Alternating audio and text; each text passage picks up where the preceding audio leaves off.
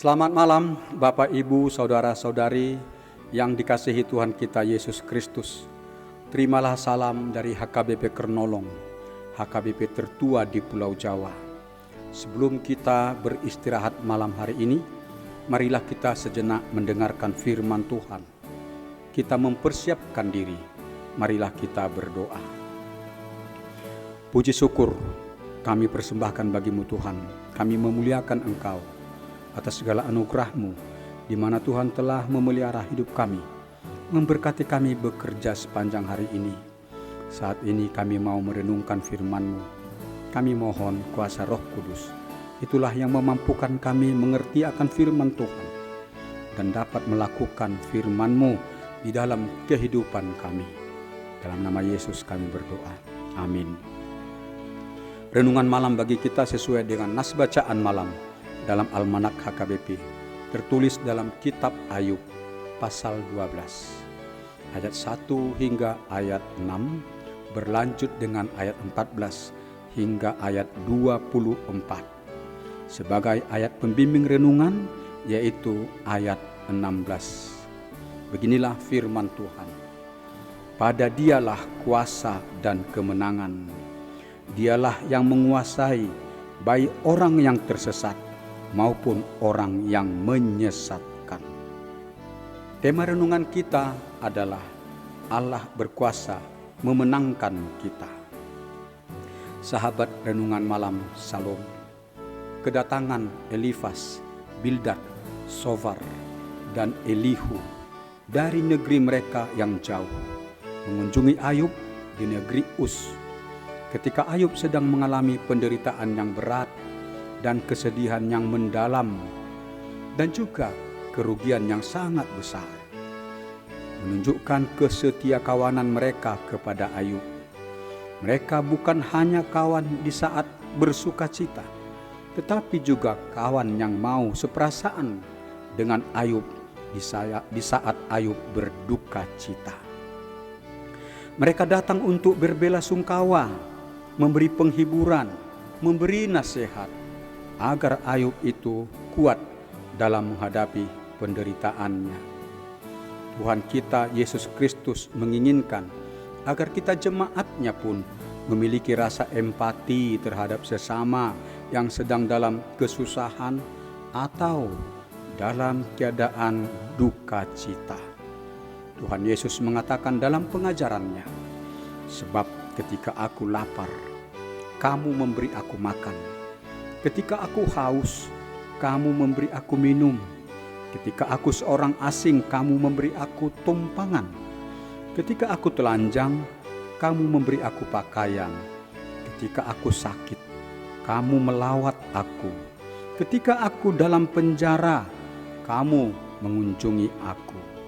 Dalam Injil Matius pasal 25 ayat 35 dan ayat 36.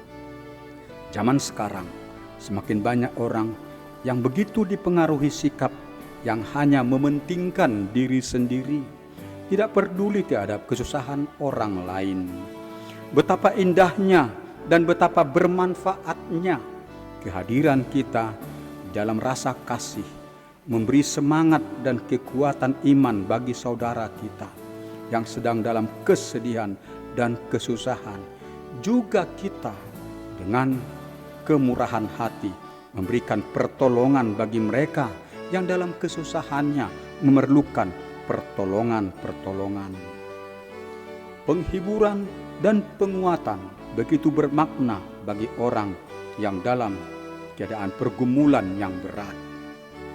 Sahabat renungan malam Salom, nas renungan kita adalah bagian dari jawaban Ayub atas perkataan kata nasihat yang diucapkan oleh Sofar, orang Naamah, kepada Ayub.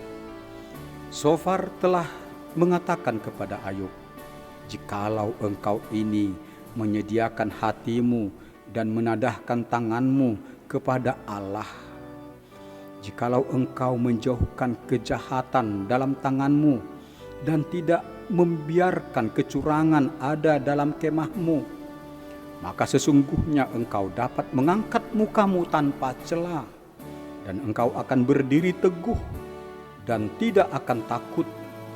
Bahkan engkau melupakan segala kesusahanmu. Kehidupanmu akan menjadi lebih cemerlang daripada siang hari. Engkau akan merasa aman sebab ada harapan. Ayub pasal 11 ayat 13 hingga ayat 17. Rupa-rupanya Zofar juga menganggap bahwa Ayub mengalami semua penderitaan, kerugian, dan kesengsaraan yang menimpa hidupnya itu adalah merupakan hukuman Tuhan kepada Ayub atas dosa-dosa Ayub dan dosa-dosa anak-anaknya. Mereka tidak mengetahui kebenaran yang sesungguhnya adalah iblislah yang mencobai Ayub itu untuk menyesatkan iman Ayub, agar Ayub mengutuki Allah. Karena pemahaman itulah maka Zofar mengatakan agar Ayub menjauhkan kejahatan dari tangannya. Atau dengan kata lain, agar Ayub jangan melakukan kejahatan lagi dalam kehidupannya di masa depannya, agar Ayub jangan membiarkan ada kecurangan di dalam rumahnya. Dengan kebenaran dan kejujuran itu dipahami oleh Zofar, kehidupan Ayub akan berkenan bagi Tuhan, dan Tuhan akan membaharui kehidupan Ayub, yaitu kehidupan Ayub lebih cemerlang daripada terang siang hari. Karena Ayub mendengar temannya Zofar yang menuduhnya sebagai pendosa yang melakukan kejahatan dan kecurangan, maka Ayub pun merasakan disudutkan oleh temannya. Sebelum Zofar berbicara, teman-teman lainnya juga telah menyudutkan Ayub di dalam kata-kata yang mereka sampaikan. Hal yang demikian mengingatkan kita agar kehadiran kita dalam memberikan kata-kata penghiburan kepada teman, janganlah kita berasumsi buruk dan mempersalahkan atau menuduh mereka.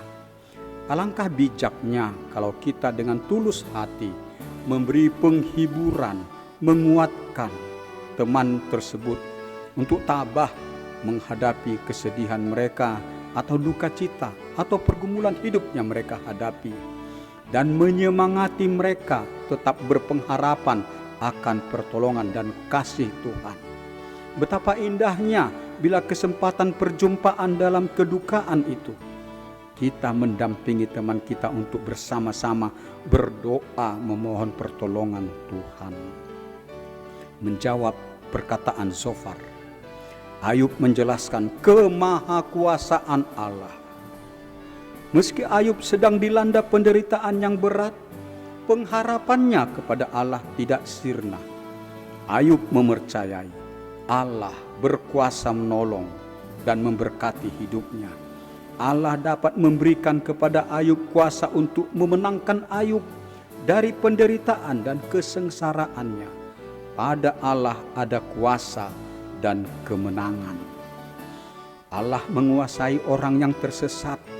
Artinya, Allah dapat menuntun orang yang tersesat atau orang yang keliru dalam perjalanannya, agar mereka menemukan jalan yang benar untuk ditempuhnya, agar hidupnya tidak binasa dalam kesesatan.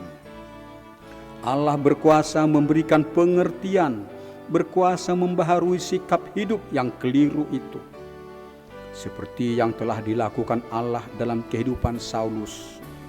Semula ketika Saulus dikuasai faham kefarisiannya, ia begitu membenci nama Yesus dan setiap orang yang mempercayai Yesus Kristus, sehingga Saulus bergerak membinasakan orang yang percaya kepada Yesus Kristus. Tetapi Tuhan Yesus menghadang Saulus saat Saulus ke Damsyik untuk menganiaya orang Kristen di kota Damsyik. Yesus menyatakan kuasanya dengan seberkas cahaya yang menerpa dan membutakan Saulus. Dan Saulus mendengar suara Yesus, "Saul, Saul, mengapa engkau menganiaya aku? Akulah Yesus yang engkau aniaya itu. Tetapi pernyataan kuasa dan kasih Yesus dalam perjumpaan itu bukanlah hendak membinasakan Saul atau Saulus, melainkan untuk memperbaharui hidup Saulus. Selanjutnya, Yesus menyembuhkan mata Saulus melalui pemimpin jemaat di Damsyik yang bernama Ananias, yang menumpangkan tangan dan mendoakan Saulus dan meneguhkan Saulus untuk bertobat menjadi rasul bagi Yesus Kristus yang mengabarkan Injil dengan setia. Saulus menyatakan imannya, bagiku hidup adalah Kristus, mati adalah keuntungan. Filipi 1 ayat 21. Dan kesetiaannya mengabarkan Injil Yesus Kristus. Ia menyatakan, celakalah aku jika aku tidak memberitakan Injil. Tetapi Allah juga menguasai orang yang menyesatkan. Artinya, Allah dapat menghukum orang yang jahat, yang menentang kehendak Allah. Jika mereka telah ditegur tetapi mereka tetap menentang Allah. Oleh sebab itu manusia harus insaf, agar jangan menentang kemahakuasaan Allah. Kita harus mengimani dan berpengharapan yang teguh akan kemahakuasaan Allah dan kasih-Nya yang tiada tara. Meski kita menghadapi kesukaran dan berbagai penderitaan silih berganti dalam hidup kita, kita harus berpengharapan yang teguh kepada Allah yang mengasihi hidup kita. Allah berkuasa menyatakan kemenangan bagi kita, meluputkan kita dari kesesakan hidup kita, dan berkuasa menganugerahkan sukacita yang besar dalam kehidupan kita. Marilah kita terus-menerus membangun pengharapan yang teguh dan kekuatan iman kita kepada Allah. Demikianlah renungan bagi kita malam hari ini. Marilah kita berdoa. Terpujilah nama-Mu ya Allah Bapa. Kami telah mendengarkan firman-Mu. Kami sangat bersyukur Engkau mengasihi kami.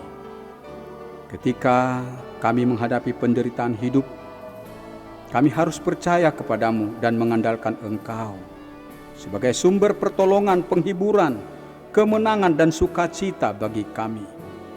Allah Bapa, nyatakanlah kasih-Mu, meneguhkan iman kami ya Tuhan, memulihkan hidup kami agar bersukacita oleh karena kasih dan pertolongan-Mu. Malam hari ini peliharakan kami dalam istirahat kami. Engkau yang menjauhkan mara bahaya daripada kami, dan Engkau yang memberikan pertolongan, memberkati orang-orang yang sakit untuk pertambahan kesehatan mereka, melindungi semua pelayan kesehatan, dan juga memberikan penghiburan, memberikan kemenangan bagi orang-orang yang berduka. Tolong mereka ya Tuhan. Bangunkan kami esok pagi, berkati kami dalam kegiatan-kegiatan pekerjaan kami, berkati juga anak-anak kami dalam kegiatan-kegiatan belajar mereka. Terpujilah nama-Mu Tuhan yang Maha Pengasih, Tuhan yang Maha Mulia. Dengarkanlah doa kami, dalam nama Tuhan Yesus Kristus kami berdoa. Anugerah Tuhan kita Yesus Kristus, kasih setia Allah Bapa, persekutuan dengan Roh Kudus memelihara hidup kita selama-lamanya. Amin.